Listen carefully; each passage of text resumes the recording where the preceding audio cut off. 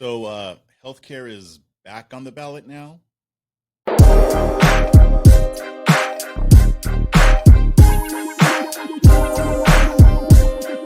All right. Hello, and welcome back to another episode of A Fresh Perspective with Jeff Charles, where we prefer truth over narrative and principles over politics.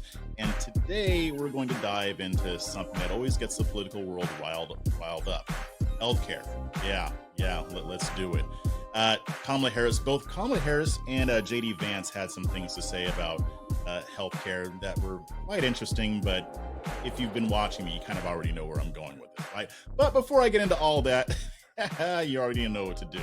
You need to like this, you need to share this, and you also need to subscribe.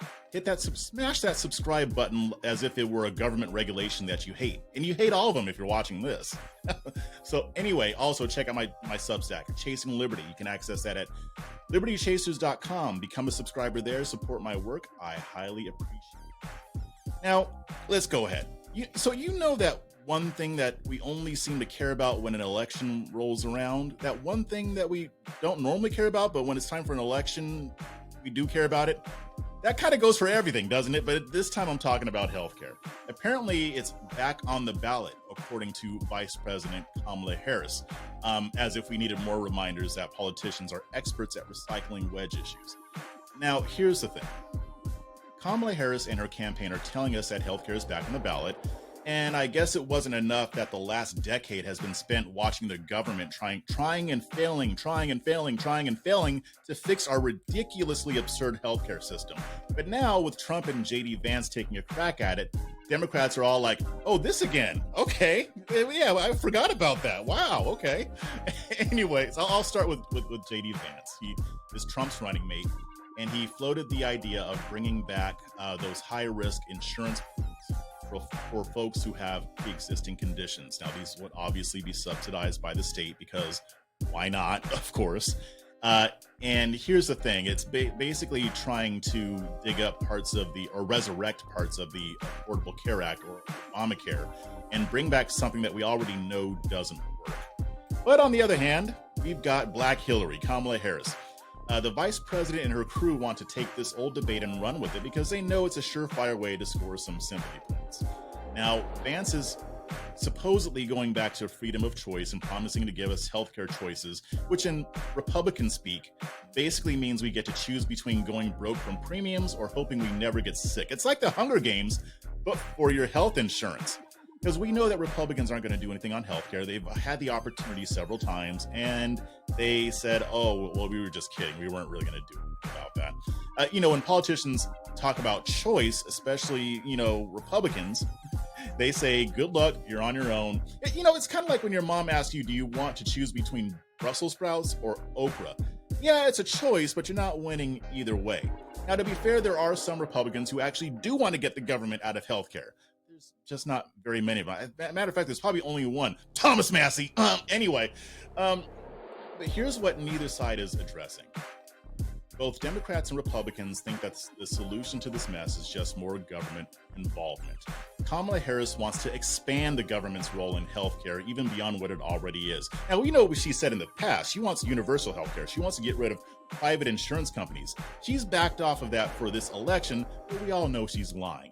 If Congress were to get a bill to her desk that would do exactly what she was saying before, universal healthcare, all funded by the government, no private insurance, do you really think she's going to veto it? Come on now. Of course she's not. She is going to sign that so fast that she'd probably rip the paper with the pen that she's signing it on. You guys already understand this if you've been watching me. The solution is to get the government out of the way, and I don't really understand what it's going to take to get people to see that. What if we let the free market do what it does best? Encourage competition and innovation. It's not perfect because there is no perfect solution, but if you can imagine a world where insurance companies, actually had to compete for your business by offering a better and more affordable care, or where pharmaceutical companies didn't need to charge an arm and a leg to make up for all the bureaucratic red tape and all the crap that the government puts in their way? What if there were more insurance companies and more pharmaceuticals that had to compete for your business? That would give you more control. We've already seen what happens when the government tries to run the show, right?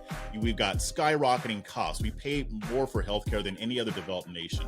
You've got doctors who are buried under paperwork. The patient-doctor relationship, yeah, that's pretty much gone because you've got all these middlemen between you and the doctor that you choose. You've got the government. You've got insurance companies deciding where you're going to get your care. You've got pharmaceutical companies deciding what kind of drugs you can get.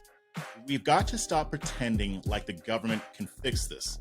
The government is the one that caused this problem in the first place with all the regulations and rules that they put in place. I've just scratched the surface of the government policies that contribute to this. You can check that out on my YouTube channel. But the basic idea is that the more the government gets involved, the worse it gets. So why don't we bring back power to the people, Power to the people to choose what healthcare they want instead of having insurance companies and the government and pharmaceutical companies who are in bed with the government decide what kind of healthcare you get. Let's lean in on health savings accounts, on direct primary care, on all these other solutions where you don't have to rely on the state or insurance companies to decide how you want to have your healthcare. Your money, you should be able to keep that money and you should be able to invest it in your healthcare the way you see fit. Force these companies to compete with one another to get your business. That's going to drive down costs, not continuing to have the government pour money and resources into it. 18% of our GDP is spent on healthcare. It's absolutely ridiculous. This isn't sustainable, guys. We got to do something about this. So I get that it's not the sexiest issue in the world. It's not as sexy as Haitians eating cats and dogs and stuff like that. I get it, but this is what we should be focusing on because it's going to get a lot worse in the future. You think it's bad now, it's going to get even worse. So I'll leave you with that. Let me know what you think.